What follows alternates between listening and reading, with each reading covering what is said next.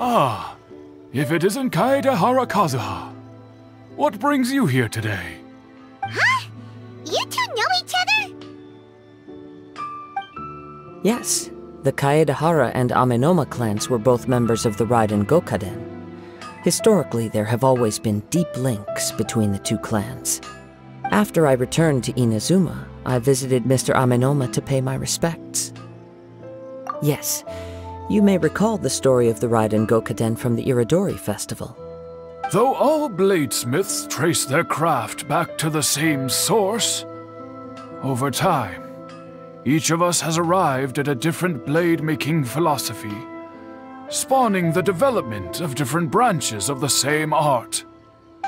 As an example, the Amenoma art strives to emulate the abiding patience and determination of water as it turns stone to sand. There is nothing mystical to our work. There is only practice, day in and day out, until both body and mind have memorized the craft, turning each motion of every technique into an intrinsic part of the bladesmith's life. As for the art of the Kaedehara clan, I believe it's called the Isshin art. That's right. Isshin art strives for complete harmony between blade and mind from the moment that forging begins. For only a blade thus forged can capture and convey its maker's thoughts and feelings, and eventually become an extension of its wielder's will. Indeed. Most samurai choose their blades, but an Isshin blade chooses its owner. You are, without a doubt, the most worthy wielder of an Isshin blade. It gladdens my heart to see that although the Kaedehara clan has fallen on hard times, its ideals and virtues are alive and well. You overestimate me. My actions are guided by my own personal sentiments, not by any noble aspirations on behalf of my clan.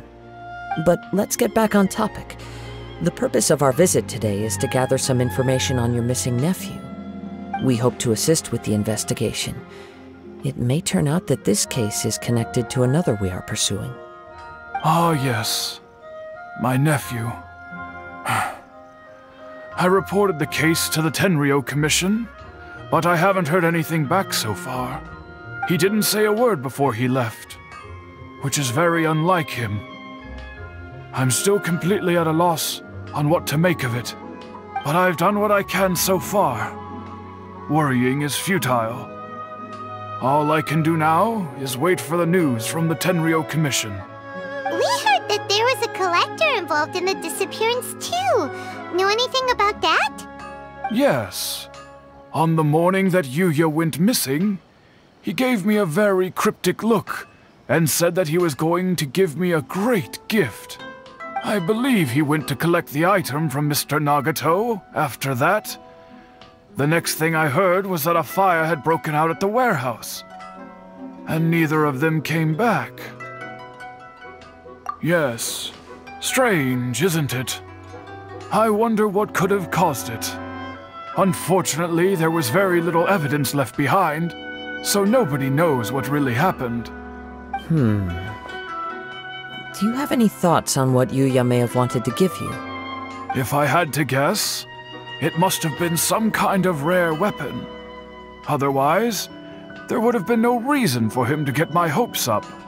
He's never been particularly interested in blade forging, but has always had a fondness for blade testing, and can sense even the most minute differences in blade quality.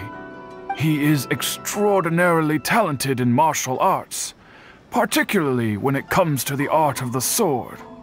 Truth be told, we have some information that you may find to be objectionable.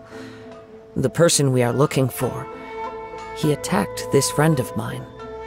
Based on the evidence we have gathered so far, only Yuya seems to match the suspect's profile. What? No. Absolutely impossible. Yuya is not that kind of person. He is humble and kind. Even his training is done with the goal of calming his mind. He has never gotten into a fight before. Is that so? Yes. If there's one thing I can say for certain, it's that Yuya would never draw his blade without a very good reason. But, with that said, it's equally out of character for him to just disappear, with neither farewell nor fair warning. I also cannot know what course of action he might be capable of if coerced, or otherwise compelled by circumstances unbeknownst to me. Anyway, should you find him, please let me know as soon as possible. Don't worry. You have our word. From the sound of that, Paimon doesn't think Yuya was the one who attacked us as well. Yes.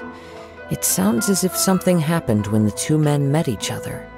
Let's pay a visit to the Nagato household.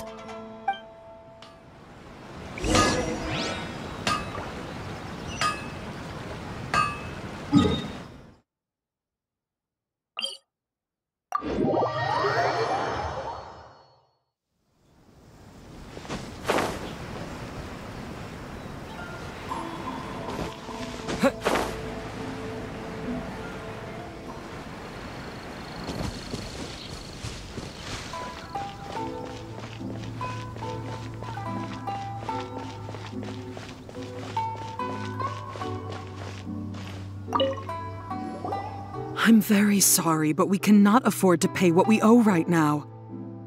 My husband has gone missing, and I'm still trying to find him. No, you misunderstand us. We are here to help with the investigation. We'd like to ask you some questions about Mr. Nagato's disappearance, if we may. Ah, I see. I thought the debt collectors had come to visit again.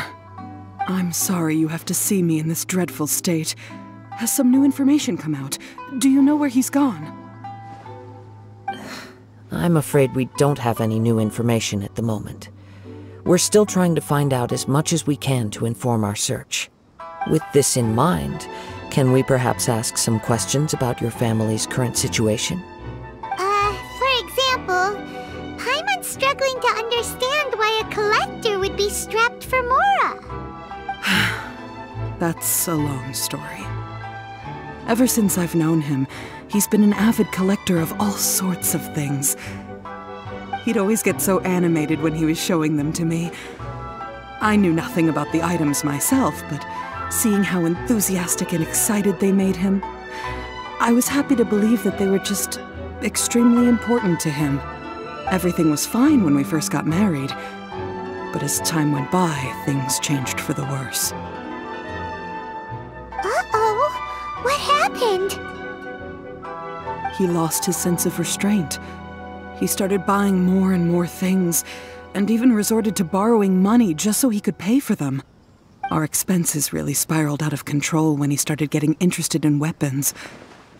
It was awful. There were days when he'd spend hours down at the warehouse, admiring his weapons even as debt collectors were descending upon our house. He wouldn't sell them, wouldn't even touch them. Just sat there staring at them like he was in a trance. I'm happy he has a hobby, and I'm willing to support him, but making ends meet has to come first. I've tried talking to him about it so many times, but he never listens.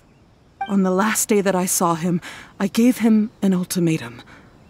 I said, if he refused to sell his collectibles and pay off his debts, I would divorce him and take the children with me. Whoa! And that led to an argument. Actually, it didn't. Generally, he's a quiet man who likes to go with the flow. On most things, he leaves the decision-making to me. You must understand, I never would have dreamed of threatening him with divorce if the debts hadn't pushed our family to the brink. After I said those words, he froze and was silent for a long time. When he finally spoke, he awkwardly mumbled that he would pick out a few items to sell. His voice was so meek and pitiful that I felt an urge to take everything back. But then what? If I didn't draw the line, what would happen to our family? Had I not indulged his bad habits, we wouldn't have found ourselves in such a predicament. And I also don't know if he had actually come to his senses, or if he was simply angry with me. The next thing I heard was that our warehouse had caught fire, and both he and the buyer had gone missing. I see. Ame no Yuya came to purchase a weapon from Mr. Nagato. During the sale, a fire broke out at the warehouse, and both men disappeared. At first, I assumed they must have gotten into an argument over the price. But my husband has never been one to negotiate. He never even haggles when he's out buying groceries, so it's hard to imagine him getting into a fierce argument. Maybe he was feeling the pressure from the debts? I don't know. He just disappeared after the warehouse burned down. Perhaps he's too afraid to come home now that all his collectibles have been lost in the fire, and he's got no way to pay off our debts. Even though I'm still a little mad at him, we're a family, and I want us to face our family's crisis together. As long as he's willing to turn over a new leaf, I know we can work things out. Please don't get upset. There could be more to this situation than meets the eye. If collecting things is a habit that Mr. Nagato had his whole life, it is quite unusual for this habit to change so drastically over a short period. But the information we gathered from the other side suggests Ame no Yuya is also a mild-mannered man who would not be likely to start an argument. This situation is getting a little confusing. A little confusing? More like completely mystifying. Let's try a change of scenery and see if we can piece together what we've learned. Rest assured, we'll notify you if we find anything. Thank you so much. I just want him to come home.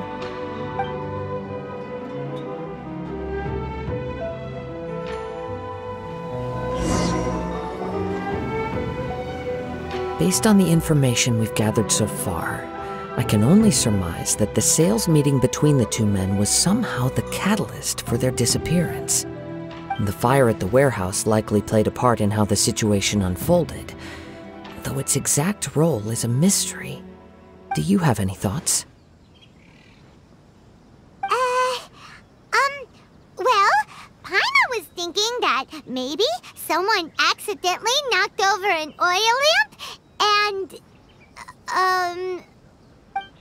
nope, never mind. Paimon's brain needs to rest for a while. Over to you.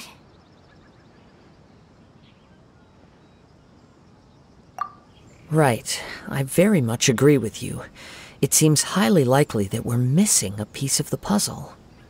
Working off what we know so far, there are too many things that don't add up. The chances are that there are still some clues left for us to discover. One fact that I keep coming back to is that Ame no Yuya is polite and well-mannered, while Mr. Nagato is introverted and passive. Neither seems like the type of person who is inclined towards initiating conflict. Mr. Nagato, being heavily in debt, is also the only one of them with the potential motive to disappear after the fire. The more I ponder it, the more puzzling it becomes. Just what could have happened there? Right. Although the time frame seems to broadly match, no other details that we've learned seem to link the two events together. Ame no Yuya lacks a key distinguishing feature of the attacker, namely that he is principally a practitioner of the blade testing techniques of Amenoma art, not those of the combat-oriented Ishin art. Darn! We thought we could get two birds with one stone here, but at this rate, it's starting to look like a wild goose chase. Let's keep going, since we've come this far. If we can solve the case, both Mr. Amenoma and Mrs. Nagato will be able to get some closure. Okay, but where should we go now? Let's head out of the city and check out the warehouse.